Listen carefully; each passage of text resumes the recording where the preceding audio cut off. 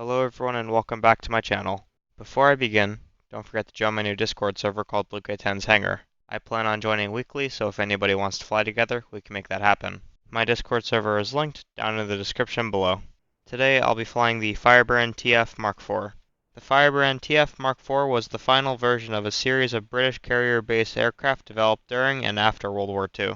It was a carrier-borne torpedo bomber designed to operate from Royal Navy aircraft carriers, specifically intended for the Fleet Air Arm. Its development, history, and operational service was somewhat brief and transitional, yet it holds an interesting place in the history of naval aviation. The Firebrand's origins date back to the early 1940s when the Royal Navy sought to improve its carrier-based strike capabilities. The Navy needed a more capable and versatile torpedo bomber than the existing models, like the Swordfish, which was already showing its age by the outbreak of World War II. The Firebrand was intended to be a multi-role aircraft capable of carrying torpedoes, bombs, and rockets while also serving as a dive bomber or fighter. The Firebrand TF Mark IV featured a powerful engine, the Bristol Centurious 9 radial engine, which gave it a relatively high speed compared to other naval bombers of the time. The first version, the Firebrand Mark I, was powered by the Napier Sabre 3 engine, but this engine found to be underpowered for the aircraft's size and weight. Testing of the Mark I began in 1942, but it quickly became apparent that more power was needed to meet performance expectations. The Firebrand Mark II was a further refinement, using the Bristol Centurious engine, but with several changes to the design, structure, including a strengthened undercarriage and improved equipment.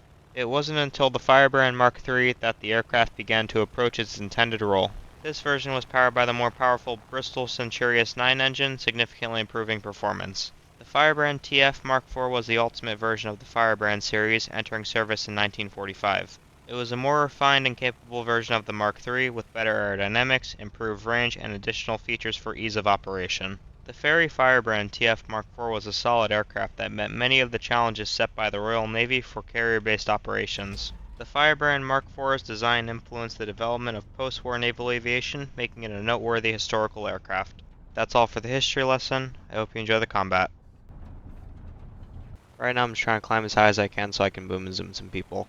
This aircraft isn't meant to dogfight people, it's meant to kill ground targets and bomb enemies. I'm not going to use this as a strike aircraft right now. I want to stay alive for more than 3 minutes, so I'm just going to keep side climbing. A couple things that I've noticed about this aircraft is that it doesn't climb very well, it's alright on speed, and it doesn't turn very well.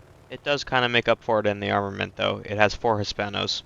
But you want to know what else has 4 Hispanos that I recommend that you fly a lot more than this one? Spitfires. The Firebrand's not a horrible aircraft, it's just not meant for certain things, such as climbing, turning, and accelerating.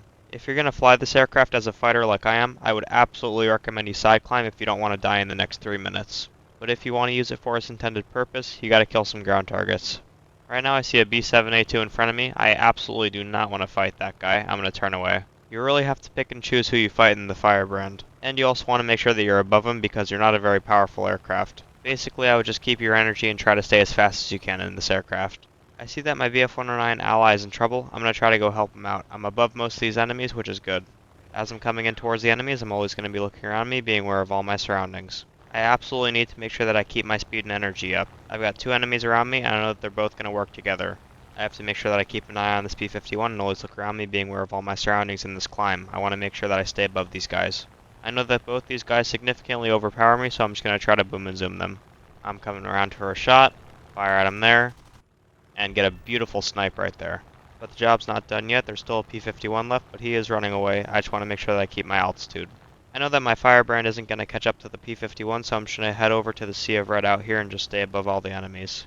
And then as I'm cruising there, I'm always going to be looking around me, being aware of all my surroundings. You never know when somebody else is going to come out of Narnia.